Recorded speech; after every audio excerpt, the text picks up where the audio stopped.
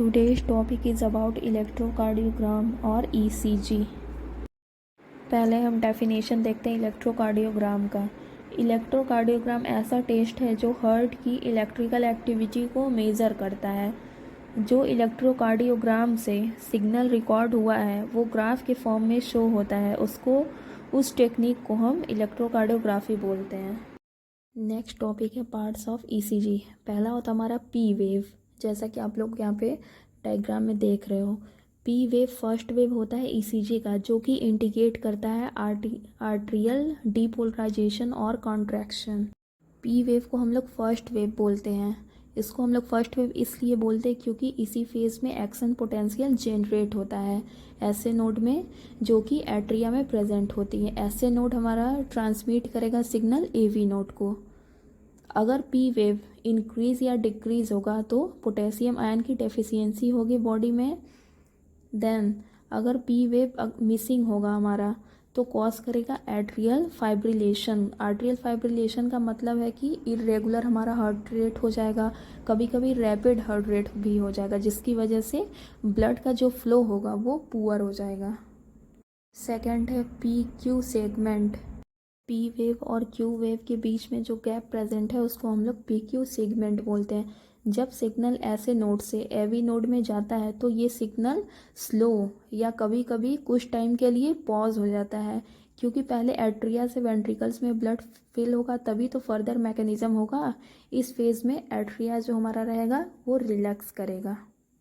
तीसरा है QRS complex. QRS wave combine होकर QRS कॉम्प्लेक्स का फॉर्मेशन करता है।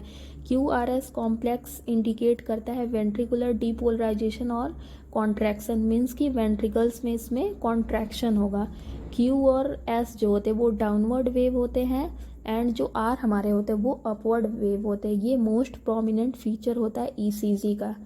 इस कॉम्प्लेक्स में AV नोड से एक्शन पोटेंशियल मूव करके वेंट्रिकल्स के टिश्यू में जाता है through bundle of His and Purkinje fibre.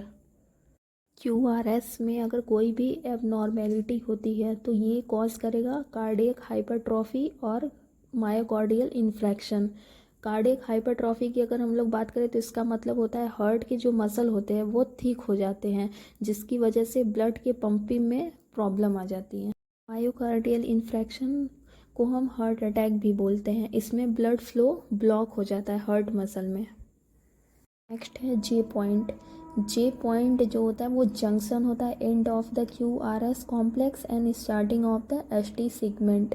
J point जो है वो रिप्रेजेंट करता है end of the ventricular depolarisation and beginning of the ventricular repolarisation. मतलब QRS कॉम्प्लेक्स जहाँ पे ख़त्म होता है वो और जहाँ पे ST सेगमेंट जहाँ से स्टार्ट होता है उसके बीच में जो जंक्शन होता है उसको हम लोग J पॉइंट बोलते हैं। नेक्स्ट है हमारा ST सेगमेंट। S वेव और T वेव के बीच में जो गैप प्रेजेंट होता है उसको हम ST सेगमेंट बोलते हैं। ये रिप्रेजेंट करता है time between the ventricular depolarisation and ventricular repolarisation. जैसा कि यहाँ पे S और T दोनों प्रेजेंट है तो S तो हमारा डीपोलराइजेशन कर रहा है वेंट्रिकल्स का, और जो T रहेगा वो हमारा रिलैक्स करेगा या रीपोलराइजेशन होगा वेंट्रिकल्स में। ये जो गैप है उनका स्लोप अगर अपवर्ड होगा तो ये कॉज करेगा मायोकार्डियल इन्फ्रैक्शन, एंड अगर स्लोप जो है वो डाउनवर्ड रहेगा तो कॉज करेगा मायोकार्डियल इस्चेमिया। यहाँ जो ST सेगमेंट जो फ्लैट स्ट्रक्चर दिख रहा है उसकी बात हो रही है। मायोकार्डियल इस्चेमिया हम देखते हैं क्या होता है। जब हार्ट में ब्लड फ्लो कम हो जाता है तो हार्ट की मसल जो होती है वो प्रॉपर ऑक्सीजन रिसीव नहीं कर पाएंगी, जिसकी वजह से आर्टरीज जो होती हैं वो धीरे धीरे ब्लॉक होने लगती हैं। नेक्स्ट है हमारा T wave. T wave indicate करता है वेंट्रिकुलर रीपोलराइजेशन, मतलब वेंट्रिकल्स का रिलैक्स होना।